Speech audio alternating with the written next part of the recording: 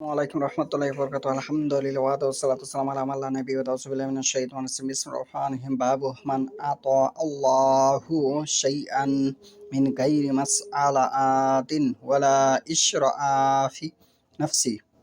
আজকের বক্তব্যের বিষয় হলো যাকে আল্লাহ সাওয়াল ও অন্তরে লোভ ব্যতীত কিছু দান করেন। আমি যে হাদিসটা তেলাওয়াত করেছি সহিহ বুখারীর ২য় খণ্ড পর্ব হচ্ছে ২৪ অধ্যায় ৫১ হাদিস নম্বর হচ্ছে ১৪৭৩ ওয়াফি আমওয়ালিহিম হাক্কুন লিস-সাইলি ওয়াল মাহরুম। আল্লাহর বাণী তাদের ধনীদের সম্পদে হক রয়েছে, গরিবদের অসহায়দের হক রয়েছে। আমি যে আয়াতটা তেলাওয়াত করেছি জারিয়াতের ১৯ নম্বর আয়াত। এ বিষয়ে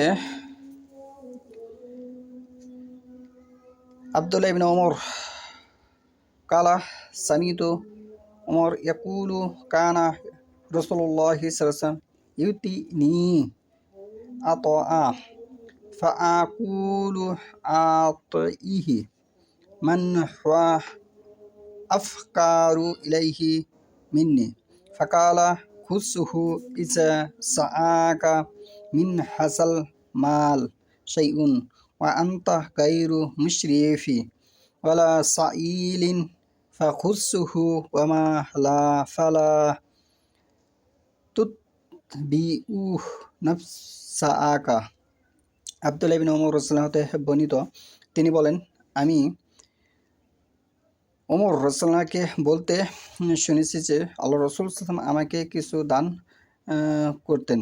তখন আমি বলতাম যে আমার চেয়ে বেশি অভাবগ্রস্ত তাকে দিন। তখন আল্লাহ রাসূল সাল্লাল্লাহু আলাইহি ওয়াসাল্লাম বলতেন, তা গ্রহণ করো। যখন তোমার কাছে এসব মালের কিছু আসে অথচ তার প্রতি তোমার অন্তরের লোভ নেই এবং তার জন্য তুমি প্রার্থী নও, তখন তা তুমি গ্রহণ করবে। এরূপ না হলে তুমি তার প্রতি অন্তর ধাবিত করবে না।